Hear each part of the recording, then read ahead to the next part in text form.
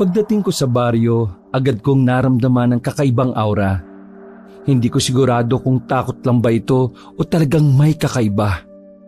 Lumapit kami ng kapatid ko sa tindahan para bumili ng tubig. Nang biglang lumapit ang isang bruskong lalaki na parang di natutuwa sa amin. Agong dating kayo dito, no?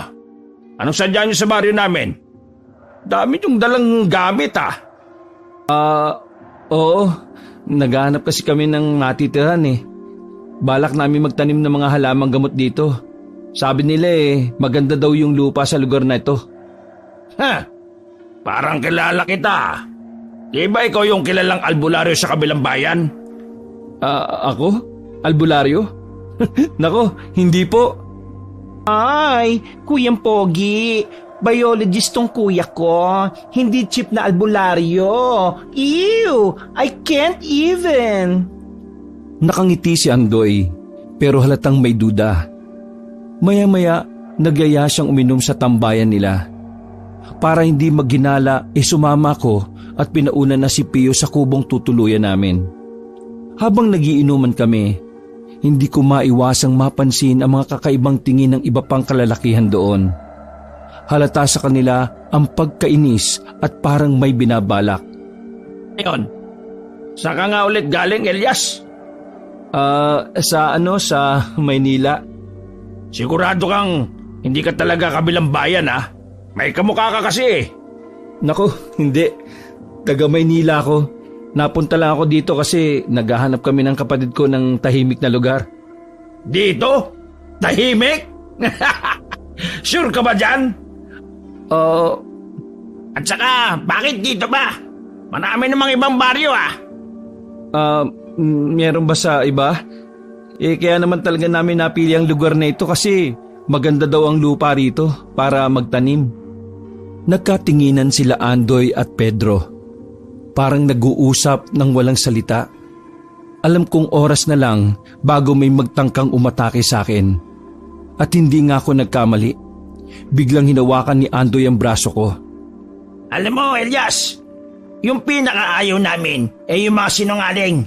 Amoy na amoy sa iyo Oo nga, ikaw talaga yung kilalang albularyo sa kabilang baryo Pinaglololoko mo pa kami. Anong albularyo? Baka naman yung mga amoy ng halaman yung naamoy nyo. Medicinal plants kasi yung mga yun. Hinugot ko kagad yung ID ko na nagpapakitang biologist ako, kaya medyo kumalma yung dalawa. Mukhang totoo nga. Nung sabi pre? Ayan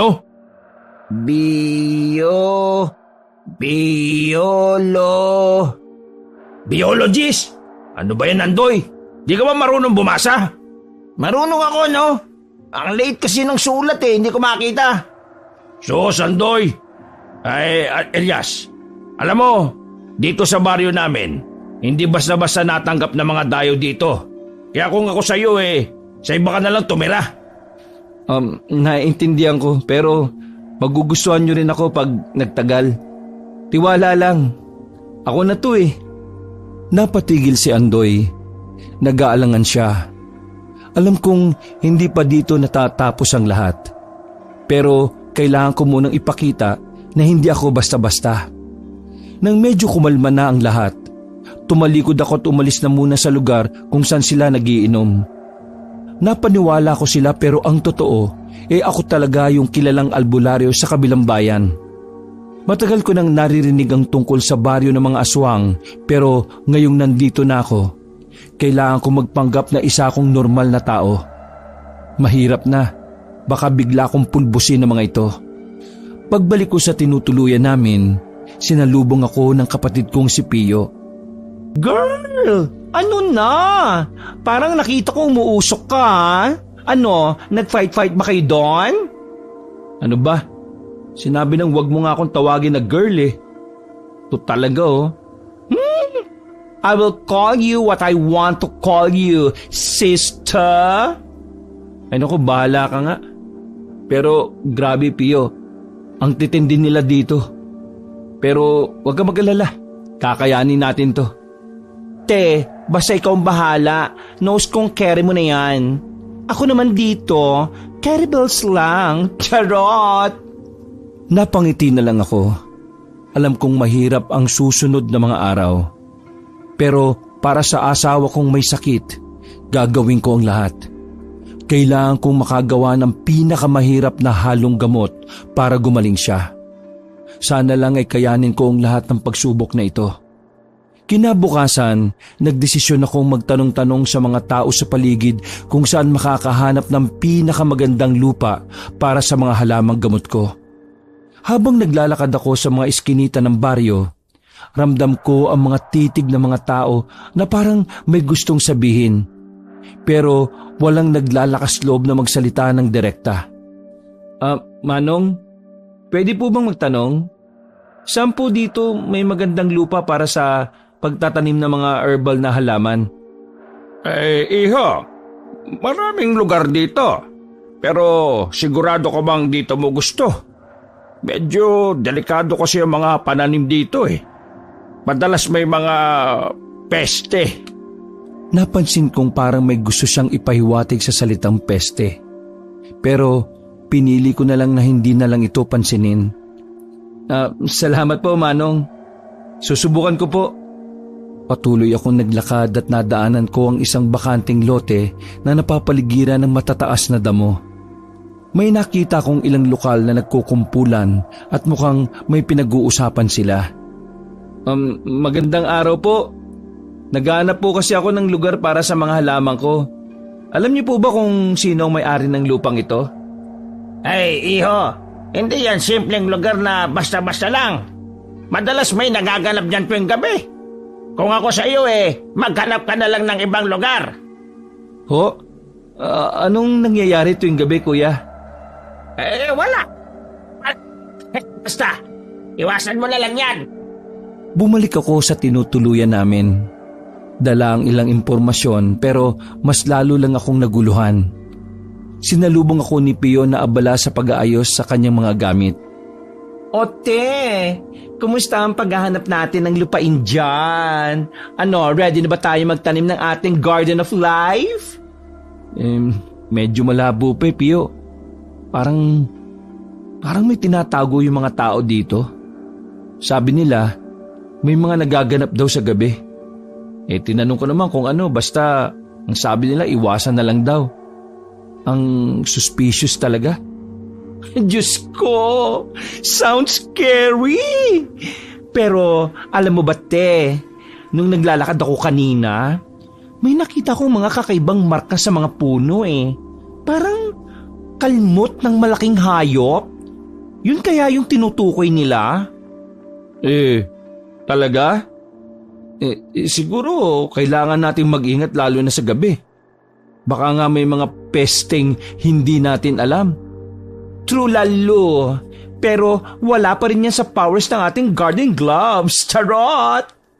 Sa mga sumunod na araw, mas nag-ingat kami ni Pio. Alam namin na may mga bagay sa baryo ng mga aswang na hindi pa namin ganap na nauunawaan. Pero ang mahalaga, handa kami sa anumang mangyayari. Isang hapon, habang busy kami ni Pio sa pag-aayos ng mga gamit para sa pagtatanim kinabukasan, biglang nag-ring ang cellphone ko. Si Marta pala yung tumatawag, yung asawa ko. O mahal, kumusta ka? Ano nang balita? Elias, mahal, sorry kung biglaan ang tawag ko.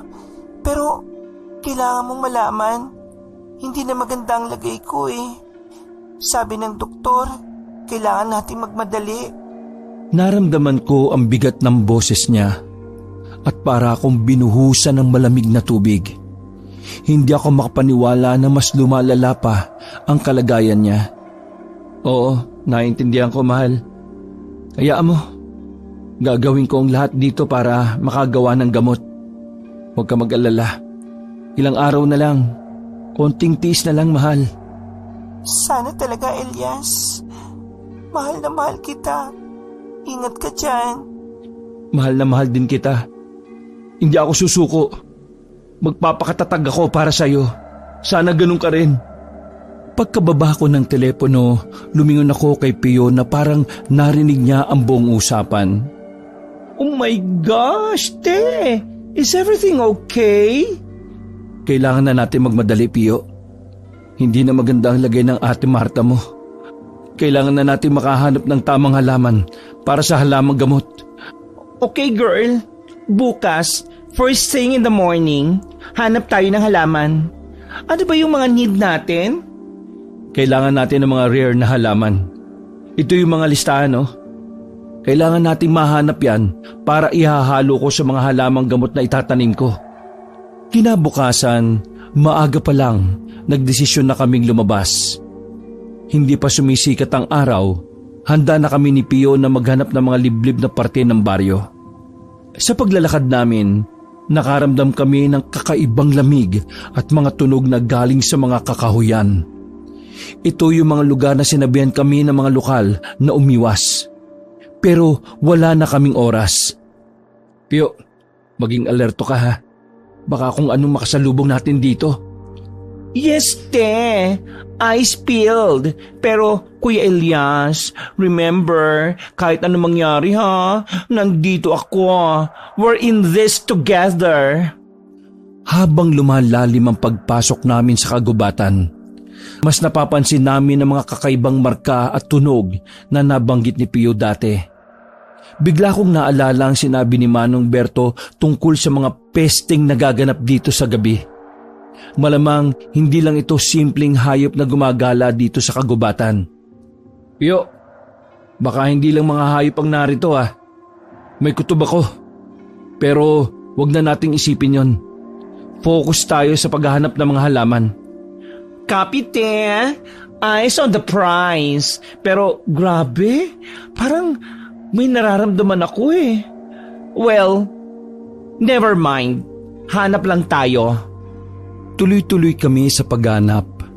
Umaasa kami na makikita namin ang hinahanap namin bago pa man lumala ang kalagayan ni Marta. Kahit may mga kakaibang pangyayari, sinusubukan namin manatiling matatag at mag-focus lang sa goal. Habang lumalalim pa ang gabi at ang kadiliman sa kagubatan, lalo kaming nagiging maingat ni Pio. Hawak namin ang flashlight at mga anting-anting ko. Dahan-dahan kaming naghanap ng mga kakaibang halaman. Ngunit sa kalagitnaan ng paghahanap namin, biglang may kakaibang tunog na nanggaling sa mga madidilim na sulok ng gubat. Te, narinig mo ba yon? Parang may kumikilos sa mga dahon. Oo, naririnig ko. Kaya maganda ka, Pio. Sa ilalim ng buwan, biglang lumitaw ang nilalang na may mga matatalim na mata at pangil na nakakatakot. Isang aswang. Kinuha ko kagad ang aking mga bote ng banal na tubig at anting-anting. Sino kayo? At bakit yung ginugulong tirahan namin? Naghanap lang kami ng halamang gamot. Yun lang ang pakay namin. Wala kaming balak makipag-away. Umalis ka na lang! Pero hindi nagpatinag ang aswang. Mabilis itong sumugod sa amin. Handa na ang kanyang mga kuko para sa pag-atake. Sa bilis ng mga pangyayari, itinapong ko ang isang bote ng banal na tubig sa kanya at sabay hawak sa aking anting-anting. Pio! Lumayo ka! Ingat, te! Nang tamaan ng banal na tubig ang aswang, napasigaw ito sa sakit. Nakakita ko ng pagkakataon, kaya agad akong lumapit at ginamit ko ang aking anting-anting. Pinalo ko sa ulo ang aswang. Kahit na malakas ang aswang, ay unti-unting humina to dahil sa epekto ng banal na tubig at anting-anting. Sa huling pagsugod ng aswang, nagawa kong itulak siya pabalik gamit ang natitira kong lakas. At sa hindi ko inaasahang pagkakataon, bigla itong tumama sa isang matulis na sanga ng puno. Tuluyan itong bumagsak at hindi na gumalaw pa. Huminga ka, Pio. Ligtas na tayo. Oh my God, te! Hindi ko akalain na totoong makakakita tayo ng aswang. Ako rin. Pero kailangan natin mas maging alerto. Alam na nila na nandito tayo. Pagkatapos namin makarecover sa nangyari, nagpatuloy kami sa paghahanap ng mga halamang gamot. Pero mas maingat na. Alam namin na ang unang aswang ay maaaring hindi nag-iisa at posible pang may iba pa sa paligid. Te, sure ka bang itutuloy pa natin to? Delikado na eh. Walang choice, Pio. Para kay Marta to. Kailangan natin makahanap ng gamot. Kinabukasan, kahit pagod at puyat, nagising kami ni Pio sa balitang kumakalat sa buong baryo. May nawawalang tao at ito ay walang iba kundi ang aswang na napatay namin kagabi. Kahit kinakabahan, kailangan naming magpanggap na wala kaming alam sa nangyari. Habang kumakain kami ng almusal sa isang lokal na karinderya, lumapit sa amin si Mang Kaloy, isang matandang lalaki na kilalang tsismoso sa baryo. Mago, nabalitaan niyo ba? May nawawala daw sa baryo. Baka may kinalaman kayo doon kasi kayo lang naman ang bagong dating dito eh. Tumangulang kami ni Pio. Pinipilit naming panatilihing kalmado ang aming mga mukha. Talaga po ba? Nakakatakot naman pala dito. Sana mahanap nila agad. Oo nga po, nakakabahala talaga. Sana walang masamang nangyari. Eh kayo, saan kayo nagpupunta kagabi? Mukhang pagod na pagod kayo ah. Nag-ikot lang kami sa paligid para maghanap ng mga halaman. Mahirap pala ang mga daan dito eh. Madilim at maraming ligaw na landas. Mag-iingat kayo. Hindi biro ang mga nangyayari dito sa gabi. Maraming alam nyo na. Opo, salamat po sa paalala, Mang Kaloy. Mag-iingat po talaga kami. Habang si Mang Kaloy ay patuloy sa pagkukwento tungkol sa iba pang mga pangyayari sa baryo, kami naman ay patuloy sa pagkain. Pero pinipilit namin na hindi ipakita ang kaba namin. Pagkatapos ng ilang minuto, nagpaalam na kami at nagdesisyon na umuwi muna para magplano ng susunod na hakbang. Sa daan pa uwi, nag-usap kami ni Pio. Pio, kailangan natin mag-ingat sa mga sinasabi natin at sa mga ikinikilos natin. Mukhang nagsisimula na silang magduda sa mga tulad nating dayo. Oo, te. Feeling ko, kailangan nating mas maging low-key.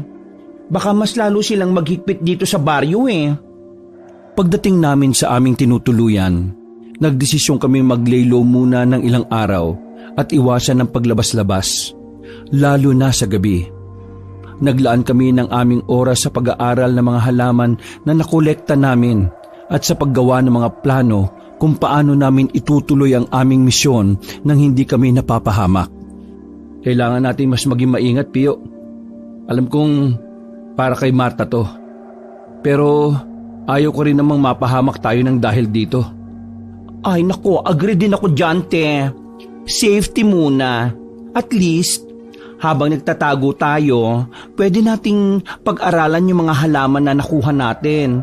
Para hindi masayang yung oras natin, di ba? Isang hapon, habang tahimik kaming nag-aaral ng mga halaman sa loob ng aming tinutuluyan, may kumatok sa pinto. Binuksan ko to ng dahan-dahan at doon ay nakita namin si Mang Dante. Isa sa mga lokal na matagal na naming napapansin na parang may alam tungkol sa mga nangyayari sa baryo. Ang ekspresyon ng mukha niya ay seryoso at may halong pag-aalala. Elias, alam kong hindi ka lang basta naghahanap ng halaman dito. Nararamdaman ko may iba kang kakayahan eh. Nanatili akong kalmado, pero sa loob-loob ko ay kinakabahan na ako. Suminyas ako kay Pio na manatiling tahimik. Mang Dante, totoo po, may kakayahan nga po ako bilang albularyo. Pero nandito po ako para sa isang mahalagang misyon na walang kinalaman sa komunidad ninyo. Para po ito sa asawa ko na malubha ang sakit. Naiintindihan ko. Pero delikado para sa inyo at sa kasama mo na manatili pa dito. May mga matang nagmamasid sa inyo at hindi lahat ay maunawain tulad ko. Mang Dante, please. Bigyan niyo po kami ng kaunting oras pa. Malapit na po kami makahanap ng solusyon para sa sakit ng asawa ni Elias eh. Si Mang Dante ay nagdadalawang isip. Nag-iisip siyang mabuti base sa sitwasyon. Matagal siyang nakatingin sa amin. Sinusuri ang aming sinseridad. Sige, bibigyan ko kayo ng ilang araw pa. Pero sa isang kondisyon. kailangan nyo mag-ingat at iwasan nyo ang masyadong paglabas-labas. At kung may kailangan kayo lumapit lang kayo sa akin.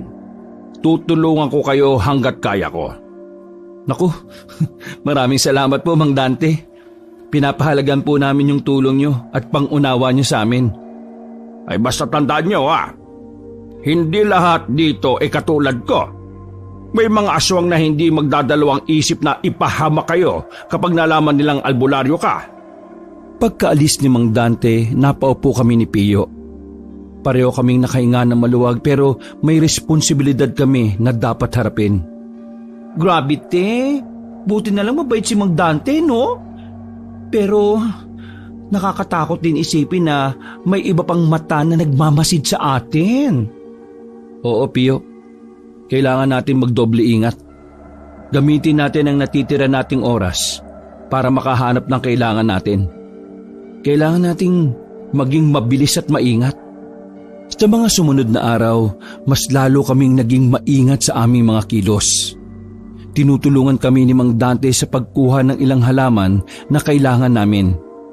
Habang kami naman ni Pio ay nagsisikap na buuin ang halong gamot para kay Marta. Habang tumatagal, mas nararamdaman namin ang panganib. Pero sa tulong ni Mang Dante, nanatili kaming ligtas at hindi napapansin ng ibang mapanganib na nilalang sa baryo. Dahil sa tulong ni Mang Dante, nagawa naming manatiling ligtas sa baryo. Pero mas naging komplikado ang sitwasyon na magsimulang maghinala ang ibang aswang. Hindi nagtagal, isang gabi, may mga kumatok sa bahay kung saan kami nakatira. Elias, Pio, may mga aswang nang nagsisimula na maghinala sa inyong presensya dito. Nagtatanong na sila kung bakit pa kayo naririto at kung ano ba talaga ang ginagawa nyo. Ano pong gagawin natin, Mang Dante? Kailangan nyo magpanggap na isa sa kanila. Ito lang ang paraan para hindi na sila magduda sa inyo. Sige, ako nang bahala sa iba. Sasabihin kong nakita ko kayong kumakain ng hilaw na karne sa gubat. Oh my gosh, te! Kumakain ng hilaw na karne? Grabe siya, oh! Cannot! Pio, kailangan natin gawin to. Para kay Marta to. At para na rin sa kaligtasan natin. Lalo na ngayon na nagdududa na sila sa atin. Kinagabihan, sinimulan namin baguhin ang aming mga kilos at galaw para magmukhang kapani-paniwala sa mga mata ng mga aswang. Naglakad kami ni Pio sa baryo na parabang mga taong sanay na sa gabi at sa dilim. Paminsan-misang kumakain ng mga inihandang laman na mukhang hilaw na karne na inihanda ni Mang Dante. Mukhang sanay na kayo dito Akala ko ba mga taga-lungsod kayo? Dito sa baryo, natutunan namin ang mga ganitong pamumuhay. Mahirap na, baka hindi kami makasabay sa inyo. Ayaw naman naming mapag-iwanan. Yan, tama yan. Dapat lang na matuto kang mamuhay tulad namin. Sa mga sumunod na araw, dahil sa mga kumakalat na tsismis na aming pag-angkop, unti-unti nang nawala ang pagdududa sa amin. Nagpatuloy kami ni Pio sa aming gawain. Mas madalas sa loob ng bahay habang si Mang Dante ang kumukuha ng mga kinakailangang halaman sa mas ligtas na paraan. Te, parang reality show ang peg natin. Pero horror version. Mahirap man Pio, pero kailangan. Thank you sa hindi mo pag-iwan sa akin dito. Ay, walang anuman, te. Alam mo naman, ride or die tayo. Habang nagtatagal, lumalala ang tensyon sa baryo. Isang gabi, habang abala kami ni Pio sa paghahalo ng mga sangkap para sa halamang gamot, biglang may narinig kaming ingay galing sa labas. Lumabas agad kami para alamin kung saan nanggagaling ang ingay at nakita namin si Mang Dante na nakikipagtalo sa isang aswang na hindi pa rin kumbinsido sa aming pagkatao. Si Kaloy. Huwag mo kami lokawin, Dante. Alam ko may itinatago ka mga kaibigan mo. Wala kang pruweba. Mga mabuting tao mga yan. At wala sila masasamang balak sa baryo natin, Kaloy. Sa kasamaang palad, hindi lang basta simpleng pagtatalo ang naganap. Sa sobrang galit, bigla na lang sinugod ni Kaloy si Mang Dante at sinimulan nitong sakalin. Sa gitna ng kanyang mga sigaw at pagpupumiglas, kitang-kita ang panganib sa buhay ni Mang Dante. Pio, tulungan natin si Mang Dante! Walang pag-aalinlangan, nagmadali kaming tumakbo ni Pio para pigilan si Kaloy. Habang sinusubukan kong hilahin si Kaloy palayo, bigla ko siyang natulak ng malakas at natamaan siya sa matulis na bato sa gilid ng kalsada. Nagkaroon agad to ng malalim na sugat at hindi nagtagal, namatay si Kaloy. Nagising ang buong baryo dahil sa pangyayaring yon. Nagtipon-tipon ang mga aswang, lalo na ang mga kaibigan at kamag-anak ni Kaloy, upang alamin kung ano ang nangyari. Ang pagkamatay ni Kaloy. Isang kilalang figure sa baryo ay nagdulot ng malaking kaguluhan. O Elias, Pio, magtago na kayo. Ako na ang bahala dito. Sabihin nyo na wala kayong alam at ako ang humarap sa kanya. Pero, Mang Dante, hindi namin kayo pwedeng pabayaan na lang dito. Wala nang panahon pa para mag-usap. Mas ligtas kayo kung hindi tayo magkikita. Magtiwala kayo sa akin. Wala nang nagawa kundi sundin si Mang Dante. Mabilis kaming pumasok sa bahay at nagtago. Habang naririnig namin ang pagtaas ng boses sa labas, nanginginig at takot na takot, nagdasal kami na sana'y malampasan namin ang gabing ito nang walang masamang mangyayari. Habang nagtatago kami, hindi mapigilan ni Pio ang kanyang pag-aalala. Paano kung hindi tayo makalusot dito? Nakakatakot. Sobrang delikado na. Kailangan natin magtiwala kay Mang Dante. At kailangan ko matapos ang halong gamot para kay Marta. Ano man ang mangyari, hindi dapat tayo sumuko. Sa gitna ng tumitinding galit at kaguluhan sa baryo, nagdaan ang isang parang walang katapusang gabi para sa amin ni Pio. Kinaumagahan, may kumatok sa pinto. Si Mang Dante yon. Mukhang pagod at may mga sugat sa mukha. Agad namin siyang pinapasok. Elias, Pio, kailangan nating umalis kaagad. Galit na galit ang mga tao at gusto nilang patayin ako bilang ganti kay Kaloy. Hindi namin kayo iiwan, Mang Dante. Kami ang aksidenteng nakapatay kay Kaloy. Hindi namin hahayaan na mapahama kayo dahil sa nangyari. Nagdesisyon kaming lumabas at harapin ang nagtitipong mga tao. Dahan-dahan kaming naglakad patungo sa sentro ng baryo kung saan nagtipon ng mga aswang naggalit. Huminga ng malalim si Pio at nagsimulang magsalita sa harap ng nagngangalit na pulutong. Mga kababayan, nauunawaan namin ang inyong galit at lungkot sa pagkawala ni Kaloy. Gusto naming linawin na aksidente ang nangyari. Tinutulungan lang kami ni Mang Dante na magganap ang trahedya. Ako po ang aksidenteng nakasakit kay Kaloy. Pero hindi ko sinasadya. Nangyari to habang pinoprotektahan ko si Mang Dante mula sa pagsugod ni Kaloy. Wala po kaming balak manakit ng kahit na sino. Ang ilan sa mga nakikinig ay unti-unting huminahon. Pinag-iisipan ng aming mga pahayag. Subalit may ilan pa rin ang nanatiling nagdududa at hindi kumbinsido. Bakit niyo siya sasaktan kung wala kayong masamang balak? Bakit ba talaga kayo nandito sa baryo na ito? Mga kababayan, humihingi ako sa inyo ng pangunawa. Lahat na nangyari ay hindi inaasahan. Sila Elias at Pio ay hindi mga kaaway. Sila ay naghahanap ng gamot para sa may sakit. Hindi sila nandito para makipag-away o makasakit. Ang ilang matatanda sa baryo na nakakakilala kay Mang Dante bilang isang marangal na tao ay nagsimulang magsalita para sa amin. Kilala ko si Dante. Simula pa noong bata siya. Hindi siya magtatanggol sa mga taong may masamang intensyon. Bigyan natin sila ng pagkakataon na ipaliwanag ang kanilang panig. Sa tulong ng ilang matatanda at sa reputasyon ni Mang Dante, unti-unting nahikayat ang iba pang mga aswang na pakinggan kami at muling pag-isipan ang kanilang mga akusasyon. Subalit, bagaman marami na ang nakumbinse, may ilang patuloy pa rin ang nagdududa. Nagbabantay at naghihintay sa susunod naming mga hakbang.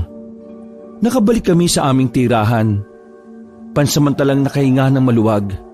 Ngunit alam naming hindi pa rin lubusang ligtas ang aming kalagayan.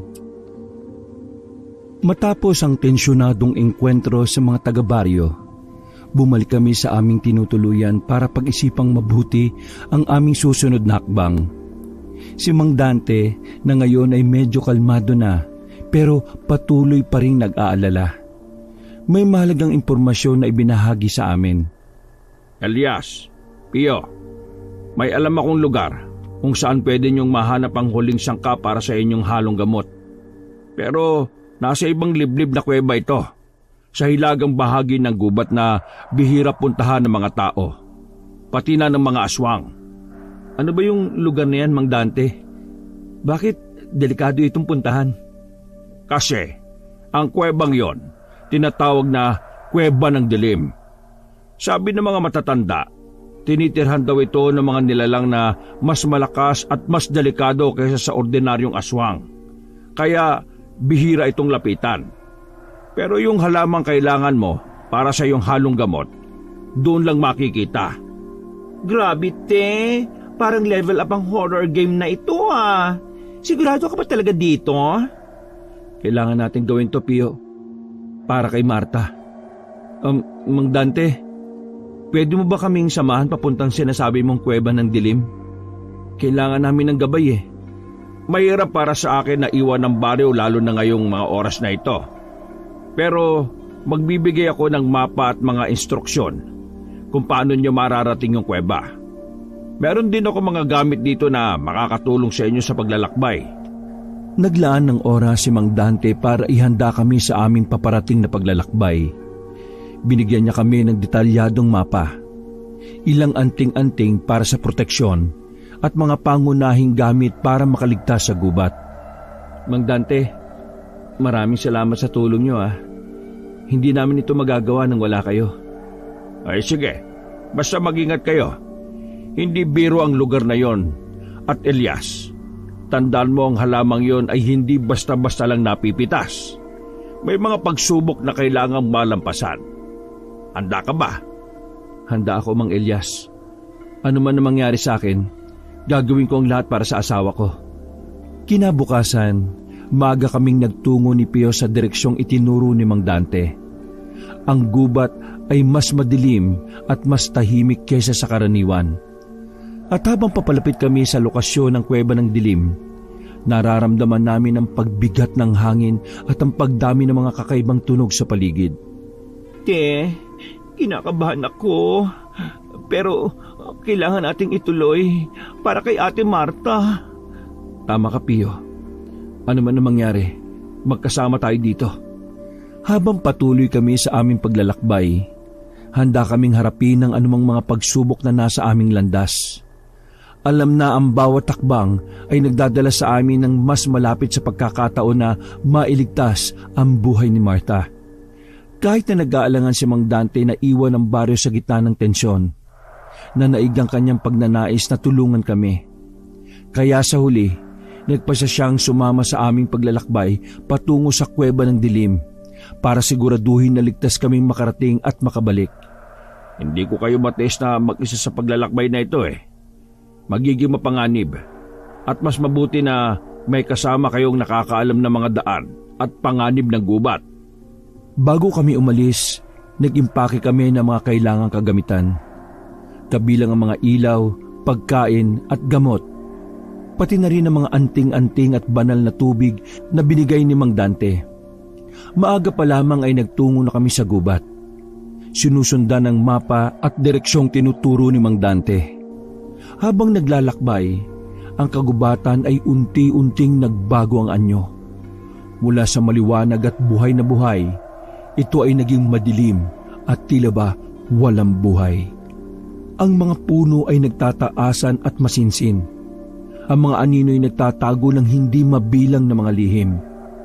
Grabe, ibang-ibang pakiramdam dito. Parang lahat ng tunog amplified. Bawat kaluskos naririnig ko. Mag-focus tayo sa mapa at landas. Mang Dante, ano ang mga dapat nating pag-ingatan dito? Maraming ligaw na espiritu at nilalang ang gumagala sa mga landas na ito. At Elias, Pio, itong tatandaan ninyo.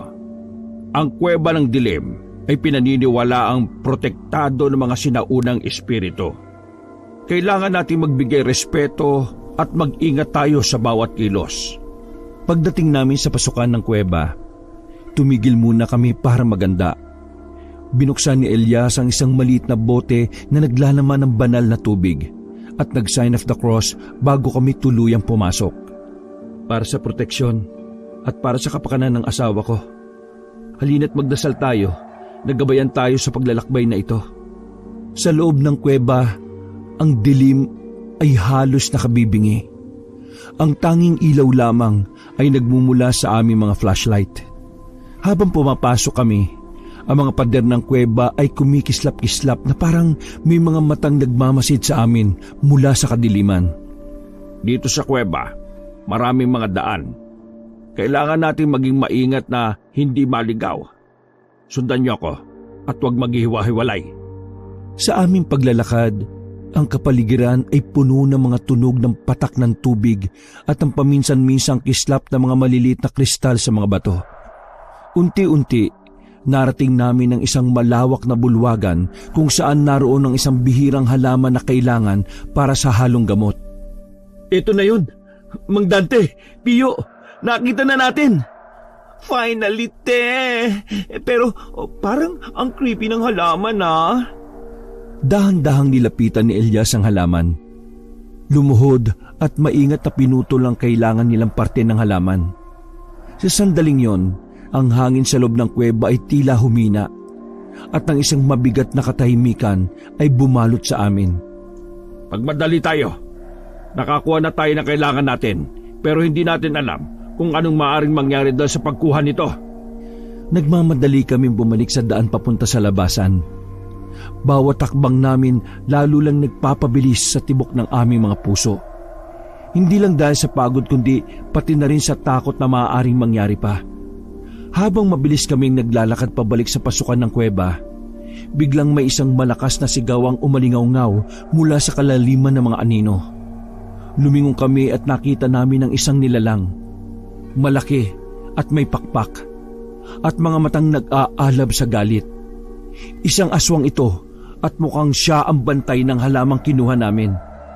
Bilisan niyo! Ito ang bantay ng halaman! Kailangan nating lumaban! Kung hindi tayo makakalabas ng buhay dito! Habang papalapit ang aswang, mabilis kong kinuha ang banal na tubig at ang mga anting-anting na dala namin. Si Pio naman, humawak sa isa pang flashlight at itinutok ito sa mga mata ng aswang para pansamantalang bulagin ito. Pio, ilawan mo siya. Mang Dante, handa na ba ang mga anting-anting? Handa na! Sige Elias, ikaw ang magbuhos ng tubig. Ako ang bahala sa mga dasal at proteksyon. Habang papalapit ang aswang, isinaboy ko ang banal na tubig patungo sa kanya. Nang tumama ito sa kanyang katawan, sumigaw siya sa sakit at ang usok ay bumalot sa kanyang katawan. Si Mang Dante naman, bumigkas ng mga sinaunang dasal na tila nagbibigay ng dagdag na lakas sa banal na tubig. Mga traidor! Hindi nyo dapat kinuha ang halamang yon! Akin yan! Sa ilang saglit pa ng pakikipaglaban at sa tulong ng mga dasal at anting-anting, nagsimulang humina ang aswang. Gumamit ako ng natitirang banal na tubig. Ibinuhos ko ito sa ulo ng aswang. Nang huling patak ng tubig ay dumampi sa kanya, bigla siyang napatras at nawala sa dilim. Umiiyak sa sakit at pagkatalo. Nakakatakot yun, te. Pero buti na lang at natalo natin siya. Salamat, Mang Dante, at sa iyong mabilis na pag-iisip. Pio, mabuti at naging alerto ka. Ngayon, kailangan na natin makalabas dito sa kuweba. Hindi na kami nag-aksaya ng panahon at mabilis na tinahak ang daan palabas ng kuweba. Ang puso namin ay puno ng pagkabalisa hanggang sa tuluyan namin makita ang liwanag sa labasan ng kuweba. Sa sandaling yon, pakiramdam namin ay muli kaming nabuhay. Nakalabas tayo ng ligtas, pero mag-ingat pa rin tayo. Hindi natin alam kung maaaring may iba pa silang bantay o kung babalik pa ang aswang na yon. Tama ka, Mang Dante. Pero ngayon, may pag-asa na tayo makagawa ng lunas para kay Marta. Salamat sa tulong nyo at lakas ng loob. Sa aming pagbabalik sa baryo, nagdala kami ng hindi lamang ng halamang kinakailangan para sa halamang gamot, kundi pati na rin ng bagong pag-asa at determinasyon na malagpasan ng anumang pagsubok na maaaring harapin namin sa hinaharap. Habang pabalik kami sa baryo, unti-unting nagpakita ng kakaibang sintomas si Mang Dante. Nagsimula siyang manghina at magpakita ng mga palatandaan ng sakit, kasama ang mga pasa na biglang lumitaw sa kanyang katawan. Nakakaramdam ako ng kakaiba. Parang may mabigat na pasanin akong biglang dumapo sa akin. Mang Dante, mukhang may nangyayaring hindi maganda. Dapat kang matingnan ng doktor o ng kapwa albularyo. Baka may kinalaman ito sa sumpang binanggit ng aswang bago siya umalis. Dapat nating alamin at gamutin ito. Nang makabalik kami sa baryo, agad kami nagtungo sa isang lokal na albularyo upang matingnan si Mang Dante. Kinumpirma ng albularyo na siya ay sinumpa ng aswang. Isang sumpa na magdudulot ng mabigat na karamdaman hanggat hindi ito mapapawi. Sa gitna ng pag-aalala para kay Mang Dante, tumunog ang cellphone ni Elias. Ang tumawag ay ang ama ni Marta, na may masamang balita tungkol sa kanyang kalagayan. Elias, kailangan mong bumalik kaagad. Lumalala ang kalagayan ni Marta. Hindi na siya makahinga ng maayos at sinasabi ng mga doktor na kailangan na niyang mabigyan ng lunas sa lalong madaling panahon. Napuno ng pangamba at determinasyon, nangako ko na gagamitin ko ang halong gamot para kay Marta. Ngunit bago yon, kailangan kong tiyakin na maayos din ang kalagayan ni Mang Dante. Mang Dante, ipinapangako ko na gagamutin kita. Pero kailangan ko munang iligtas ang asawa ko. Pio, pwede ba kitang iwan dito para alagaan si Mang Dante habang wala ako? Siyempre, hindi ko pababayaan si Mang Dante, no? Alagaan mo na si Ate Marta at ako nang bahala dito. Siguraduhin mo lang na bumalik kang ligtas, ha?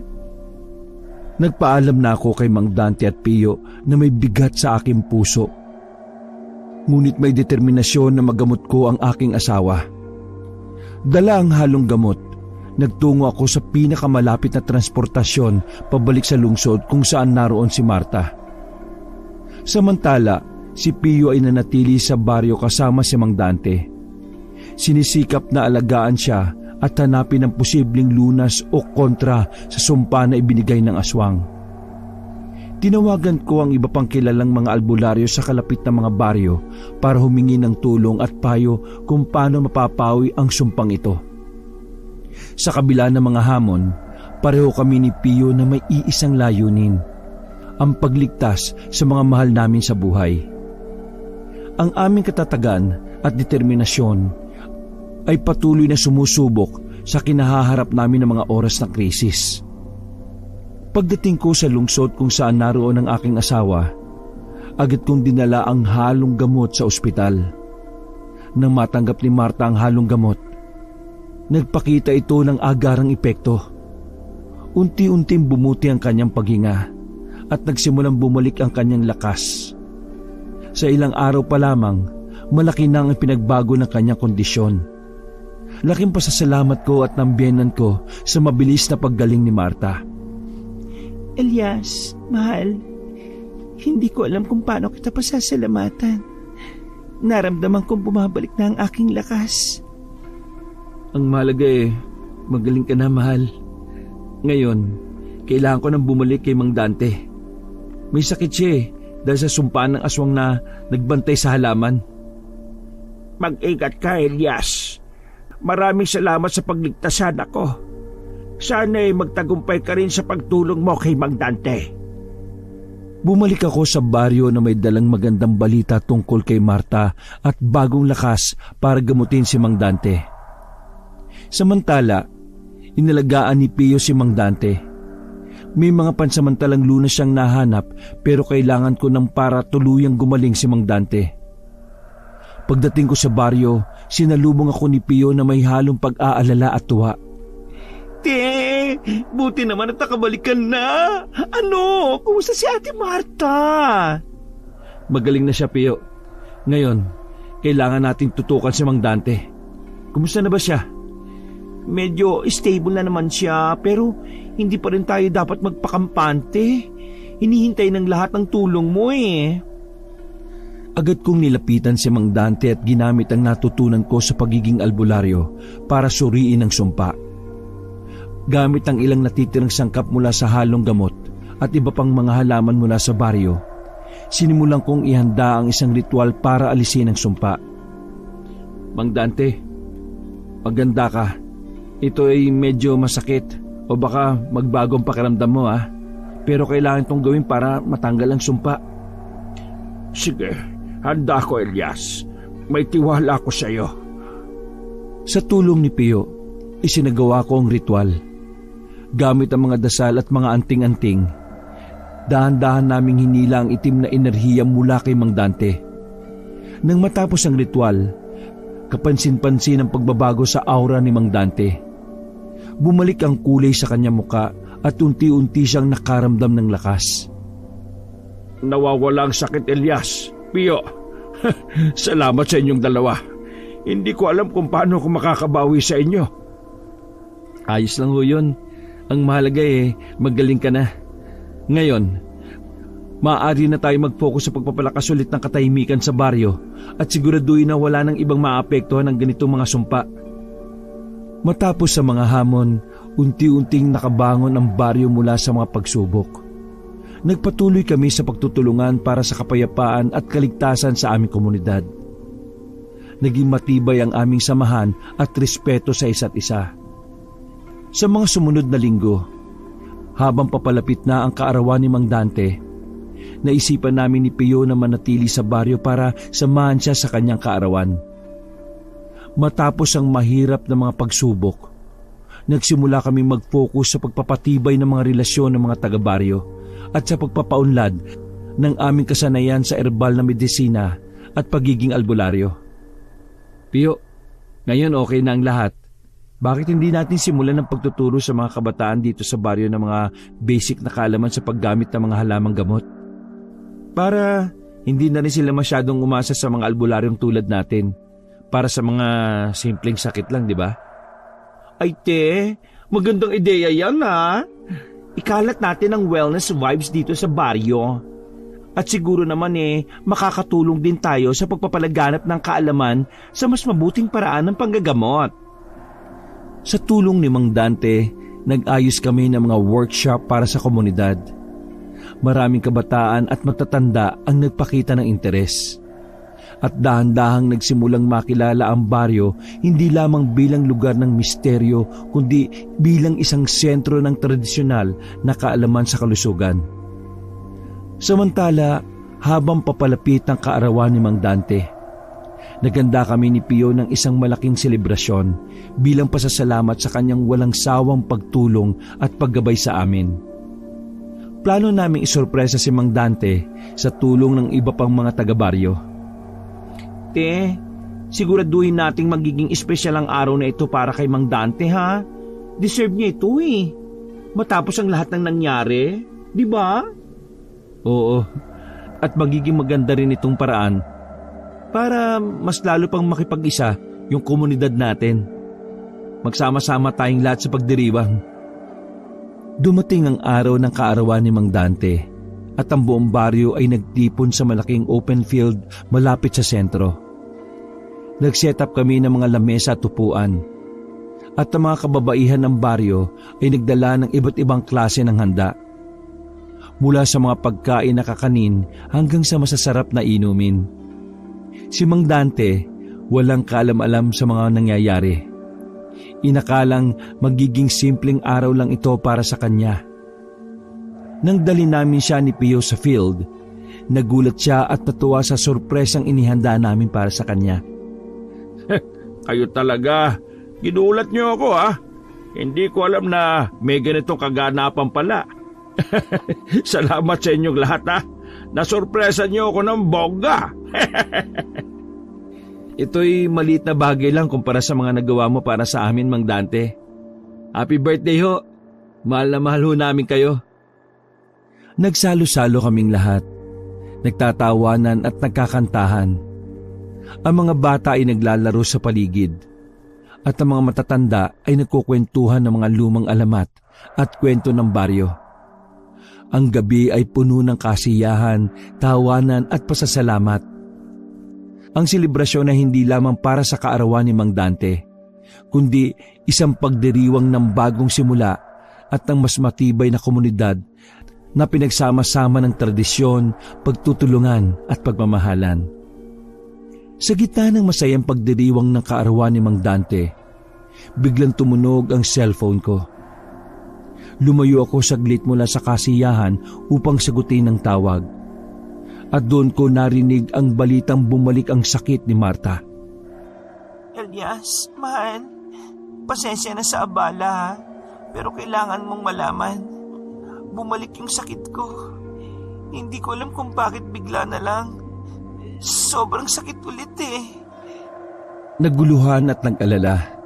Nangako ko na gagawin ko ang lahat para matulungan siya. Ngunit dahil malayo ako, limitado ang magagawa ko. Pagkatapos ng tawag, bumalik ako sa pagdiriwang.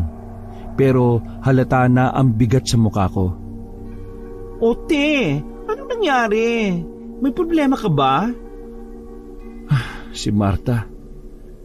May aaminin ako. Bumalik yung sakit niya eh. Hindi ko alam kung ano ang gagawin ko. Nandito ako at siya naman nandun. Elias, tandaan mo, nandito kami para sa'yo. Ano ba na mangyari? Susuportahan ka namin. Huwag kang mayang sabihin kung paano ka namin matutulungan. Sa mga sumunod na araw, naging malungkutin at balisa ako. Madalas akong magmuni-muni sa tabi ng ilog o maglakad-lakad mag-isa sa gubat. Pinipilit hanapin ang kapayapaan sa kalikasan. Si Pio at Mang Dante, palagi silang nandyan para sa akin. Sinusubukan akong pasayahin o samahan sa mga tahimik na sandaling yon. Alam kong mahirap ito, pero tandaan mo hindi ka nag-iisa. Nandito kami ni Mang Dante. Handang makinig at tumulong sa iyo. Minsan may mga bagay sa buhay na hindi natin agad maiintindihan o masusolusyonan. Pero ang pagkakaroon ng matibay na loob at suporta mula sa mga kaibigan ay mahalaga. Sa kabila ng suporta mula sa mga kaibigan, nagpasya ako na hindi muna ako uuwi. Nadama kong kailangan kong hanapin ang mga bagay-bagay dito sa lugar na ito kung saan ako nakahanap ng bagong layunin at koneksyon. Dagdag pa, naniwala kong may mas malalim na dahilan kung bakit bumalik ang sakit ni Marta. At kailangan ko ng mas malawak na pangunawa at posibleng solusyon mula sa mga natutunan ko sa baryo. Pio, Mang Dante, magpapatuloy ako dito sa baryo. Pakiramdam ko may mga sagot pa akong kailangang hanapin dito. Mga aral na kailangan ko matutunan. Marahil sa pag-unawa sa mga misteryo dito, makakahanap ako ng mas epektibong lunas para kay Marta. Nagpatuloy ang buhay sa baryo. At bagamat may mga sandaling na puno ng kalungkutan at kawalan ng kasiguraduhan, pinilit ko mag-focus sa aking mga gawain. Sa tulong ni Pio at Mang Dante, ang aming pagkakaibigan at suporta sa isa't isa ay nagsilbing liwanag sa mga oras ng kadiliman. Nagpapaalala sa akin na kahit sa pinakamahirap na mga pagsubok, hindi ako nag-iisa. Nang ma-realize ko na kailangan kong lalo pang maunawaan ang halong gamot na ginawa ko para kay Marta, nagpasya akong kumonsulta sa aking lolo. Nakilala sa kanyang malawak na kaalaman sa mga sinaunang erbal na gamot at mga ritual. Lolo, maaari po ba kayong magbigay ng linaw tungkol sa halong gamot na ginawa ko? Bumalik kasi yung sakit ni Marta kahit ininom na niya yon. Elias, may mahalaga kong sasabihin sa iyo. Ang halong gamot na ginawa mo ay may kakaibang epekto depende sa kung sino ang iinom. Sa totoo lang, kung ang iinom nito ay aswang, hindi ito basta gagana. Meron isa pang sangkap na kailangan, ang dugo ng ama ng aswang. Nagulat ako sa narinig ko. Hindi ko inaasahan na magkakaroon ng ganitong komplikasyon sa halong gamot na inakala kong makakapagpagaling kay Marta. Lolo, paano po ito? Hindi naman aswang si Marta. Bakit kailangan pa ng ganitong sangkap?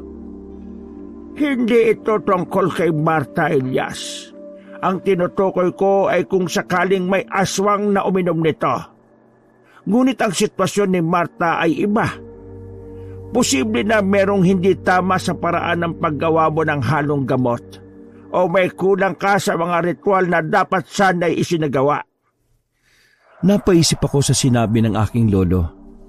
Bumalik ako sa mga talaan ko at mga libro upang muling pag-aralan ng bawat takbang na ginawa ko sa paggawa ng halong gamot. Sa tulong ni Pio at Mang Dante, sinimulan naming muling balikan ng mga ritual at posibleng mga sangkap na maaring hindi namin naipasok. Siguro kailangan nating magdagdag ng iba pang protective spells o mga dasal sa halong gamot. Baka may kulang tayong invocation o protection na makakatulong para hindi bumalik ang sakit. Tama si Pio. At Elias, siguro magandang ideya na rin na subukan nating hanapin ang ibang halaman dito sa ating gubat na maaaring makadagdag sa bisa ng iyong halong gamot.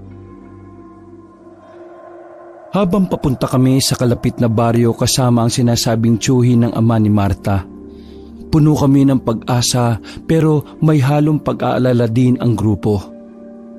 Pagdating namin sa bahay ng sinasabing posibleng ama ni Marta, natuklasan naming hindi pala siya ang hinahanap namin. Ito, ano pong ginagawa niyo dito? Rigor, hinahanap nila ang anak mo. Sabi nila, kailangan kanila dahil may malubhang sakit yung anak mo at ikaw lang ang makakatulong dito para hindi mamatay. Anak ko, anong ibig mong sabihin? Di ba pinaampon niyo ni Esther yung anak niyo nung taong ito? Pinakita niya yung dokumentong hawak namin at tiningnan niya itong maigi. Naalala ko na. Nabanggit nga ni Esther na nung nagpaampon siya noon, may nakasabay siyang babae na kapangalan niya pa. Ibig niyo pong sabihin, hindi po kayo yung ama ni Marta? Pasensya na pero sigurado ako doon dahil kasama ko na yung anak ko ngayon. 5 taon pagkatapos namin siyang ipampon, naging mabuti na ang lagay namin. Kaya napagdesisyon na naming bawiin siya. Wait po kayang nagkapalit yung baby? Wait? Anong wait?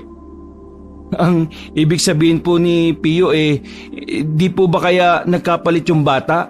Kasi posible po Kasi sabay na araw silang dinala sa ampunan. Tapos iisa pa po yung pangalan ng ina nila. Naisip na din namin niya ni Esther. Dahil medyo magkamukha din talaga yung 2 bata nung dinala doon. Kaya pina-DNA test namin yung anak namin para makasigurado. Pasensya na po kung pinipilit namin. Umasa po kasi kami na gagaling na si Marta Pasensya na kung hindi ako ang hinahanap niyo. Sana mahanap niyo na din siya kaagad. Pagod at bigo, nagpasya kaming magpahinga muna sa isang maliit na tindahan para pag-isipang muli ang aming diskarte. Pasensya na at nalito ko. Akala ko yung sinasabi niyo yung pamangkin ko. Hindi ko naman kasi inakala na iisa lang yung pangalan ng ina nila at sa parehong araw pa silang nagdala ng bata doon. Hindi pala siya yung tunay na ama ni Marta. Pasensya na talaga. Okay lang po. At least sinubok po natin. Maraming salamat po sa pagtulong. Kakaiba na po talaga yung sitwasyon Parang telenovela lang ang peg. Kaya need na nating umuwi para makapagpahinga na. Ang long na ng araw natin today. Alam kong sinusubukan lang na pagaanin ni Pio ang sitwasyon. Siguro ay nahalata niyang nalungkot ako sa balitang ito. Bago pa man kami makabalik sa aming baryo, tumawag si Marta na halatang ngayon ay nangihina na.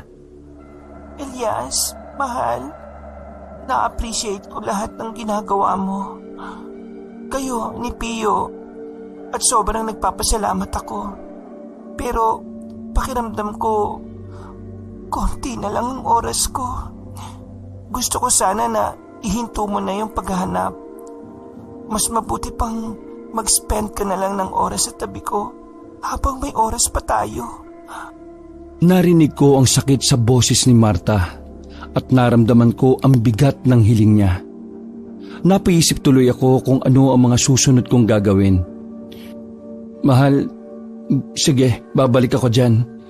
Gusto kong makasama ka hanggat maaari. Pio, Mang Dante, kailangan ko nang puntahan si Marta. Sige, naintindihan ko. Sasamahan ka namin. Hindi ka namin pababayaan ni Mang Dante. Tama si Pio. Sa mga oras na ito, ang pinakamahalaga ay ang oras mo kasama si Marta. Sa tulong ni Mang Dante at Pio, nag-ayos ako ng aking mga gamit at agad na pumunta kay Marta. Naging tahimik ang biyahe pabalik. Nalulungkot ako pero nagpapasalamat pa rin na may pagkakataon pa ako makapiling si Marta sa mga huling sandali. Pagdating namin sa ospital, sinalubong kami ng biyenan ko at iba pang kamag-anak.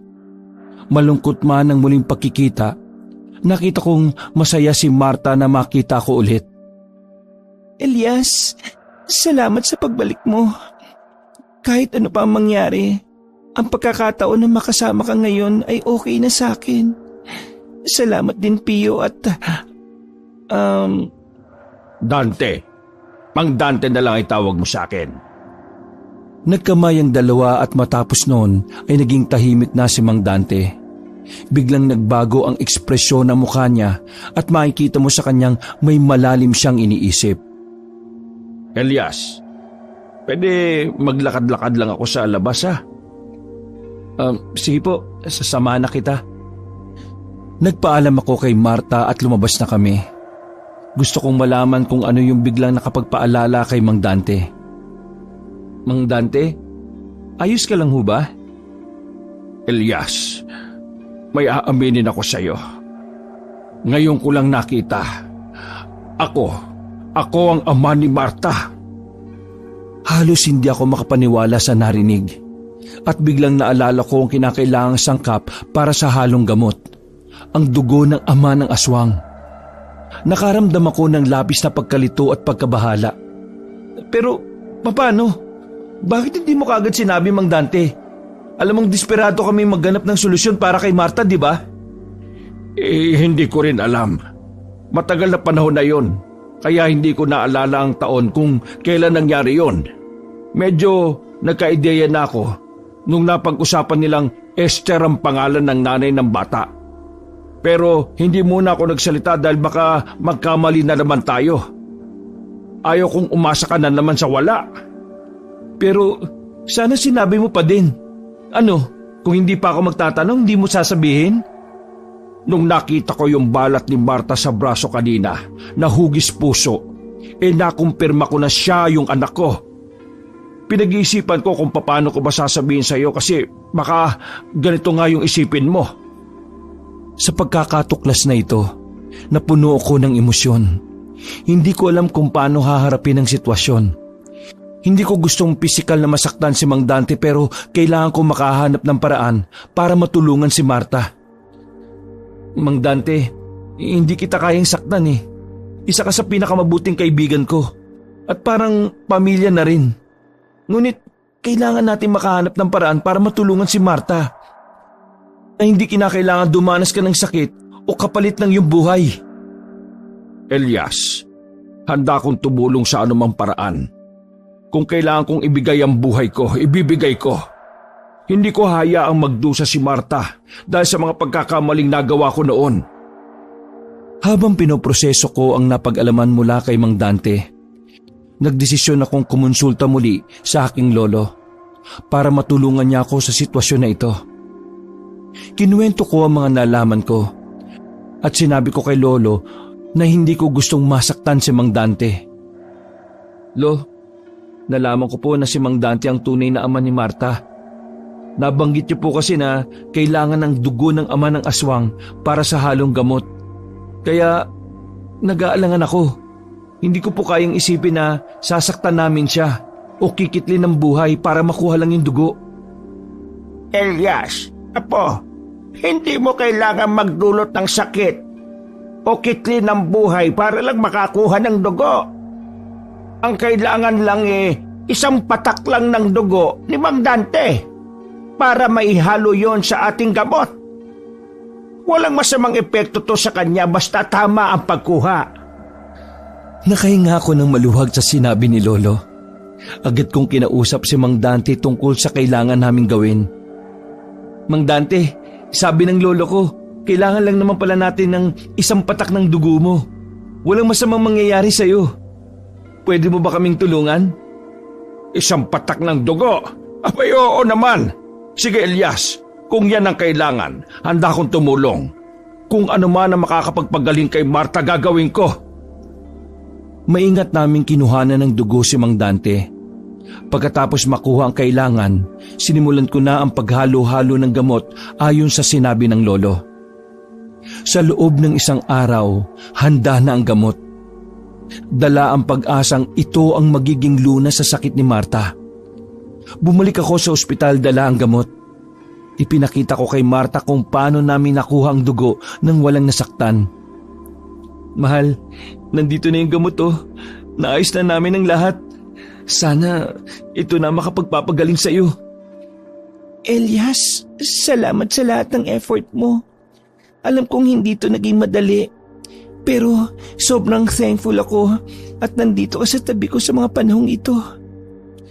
Pagkatapos uminom ni Marta ng gamot, lahat kami ay nag-aabang at umaasa na ito na nga ang magdadala ng kagalingan. Unti-unting bumuti ang pakiramdam ni Marta. Naramdaman niyang nabawasan ang sakit na nararamdaman niya. Habang unti-unting bumubuti ang kalagayan ni Marta dahil sa bagong gamot, may bagong problema na namang lumitaw. Sa baryo kung saan kami panandaliang tumira, nagsimulang mag-usap-usap ang mga aswang tungkol sa akin. Kumakalat ang balita na ako ay isang albularyo na may kinalaman sa pagkamatay ng ilan sa kanilang kasamahan. Lumaki ang kanilang galit at paghihiganti ang kanilang nasa isip. Hanggang sa umabot ito sa punto na gusto nilang gantihan pati si Marta. Isang gabi, matapos aming maiuwi na si Marta galing sa ospital, makaraan ng ilang araw, isang gabi habang kami ni Marta ay magkasamang nagpapahinga sa aming tahanan, dumating si Mang Dante na may balita. Elias, kailangan mo malaman ito. Plano ng mga aswang na umatake. Nalaman nilang tungkol sa pagiging albularyo mo at ang pagkakasangkot mo sa pagpatay sa ilan sa kanila. Si Marta ang target nila para makaganti. Nabigla ako at nabahala sa balitang ito. Alam kong kailangan kong kumilos kagad para maprotektahan si Marta. Salamat Mang Dante sa balita. Kailangan natin maganda. Hindi natin pwedeng hayaang madamay si Marta dito. Nagdesisyon ako na kumonsulta sa mga lokal na albularyo at mga pinuno ng komunidad para humingi ng tulong at suporta.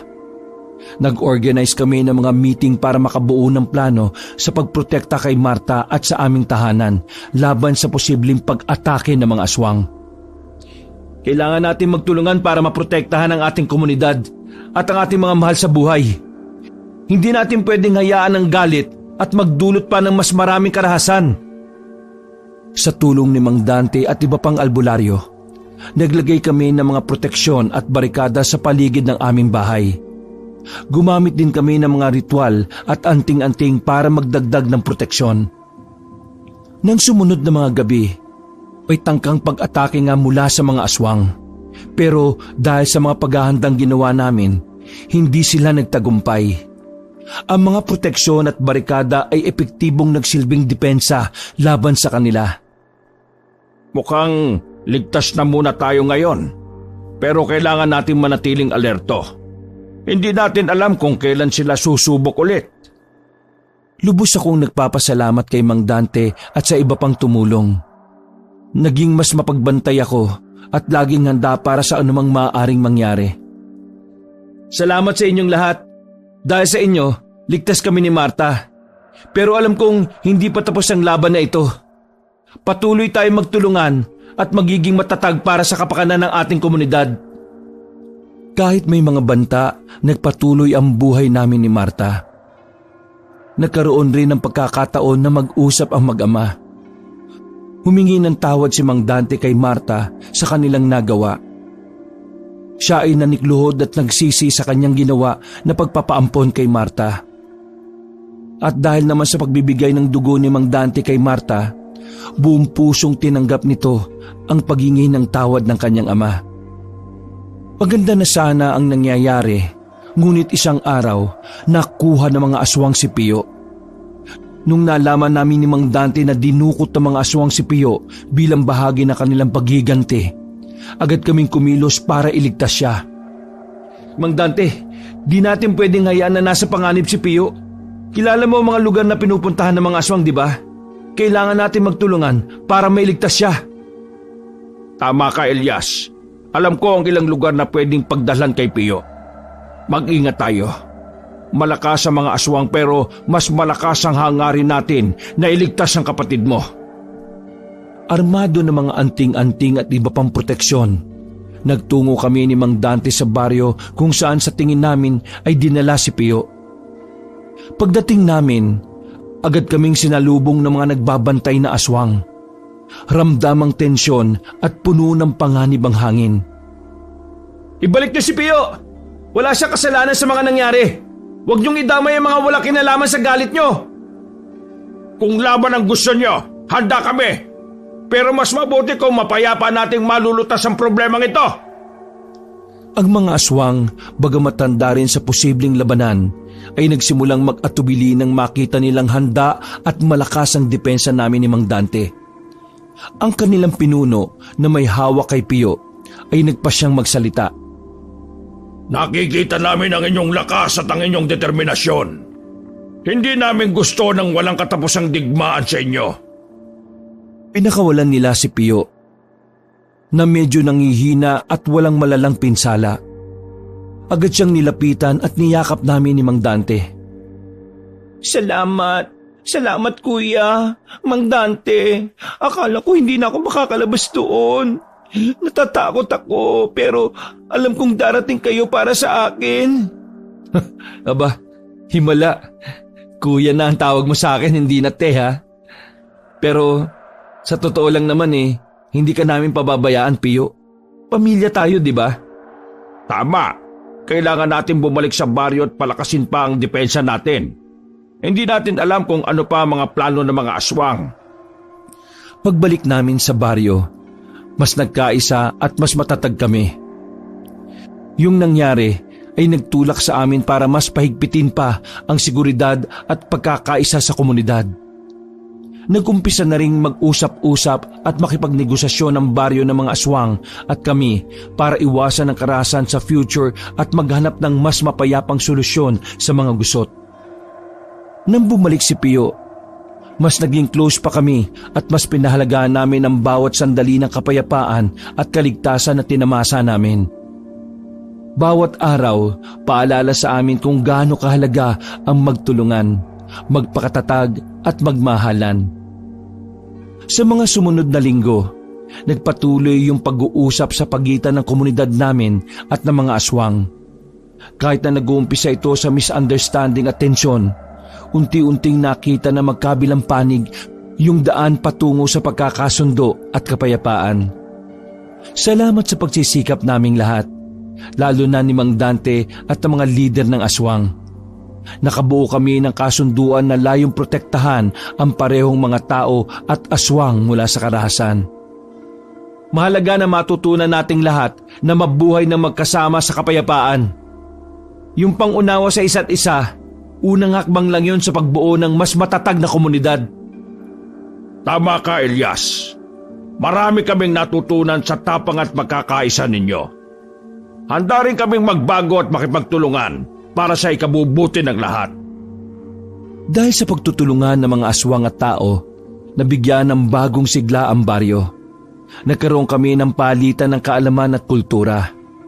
Yung mga aswang, itinuro nila yung alam nila sa herbal na medisina. At kami naman, ipinakita namin ang mga teknolohiya at paraan namin sa sustainable farming. Dahil dito, nagbago na ang tingin ng marami sa mga aswang. Hindi na sila tinitingnan bilang banta, kundi bilang kapitbahay na may malaki ring ambag sa pag-unlad ng komunidad. At si Martha, tuluyan na siyang gumaling sa sakit niya. Salamat sa halamang gamot na may dagdag na sangkap mula sa kanyang tunay na ama, si Mang Dante. Lalo pang tumibay ang bond nila bilang mag-ama at buong saya niyang tinanggap ang kanyang bagong pamilya. Salamat sa lahat ng pagmamahal at suporta na binigay niyo sa akin, ha? Grabe, hindi ko ma-express kung gaano ko kasaya na makilala ko yung tunay kong ama at magkaroon ng chance na mabuhay pa sa mundong ito. Si Pio, naging tulay talaga siya sa pagitan ng mga komunidad. Ang galing niya sa pakikipag-ugnayan at yung kakayahan niyang magpatawad. Malaking tulong yon sa mga pagtitipon para mapanatili yung magandang samahan ng lahat. Isang magandang hapon, nakita-kita ang buong baryo kasama ang mga aswang para sa isang malaking party na simbolo ng kanilang bagong simula. Grabe, ang daming musika at sayawan. At isang bonggang fiesta kung saan nag-share ang lahat ng kanilang pagkain at kultura. Tingnan nyo to, ang ganda ng mararating natin pag nagtutulungan tayo, di ba? Bagong kabanata to para sa ating lahat. Ang baryo sobrang saya, puno ng tawanan, musika at yung sarap ng amoy ng pagkain habang nagdiriwang sila. Hindi lang basta pagkakasundo ang ipinagdiriwang nila, kundi pati na rin yung pagkakaibigan at pagkakaisa.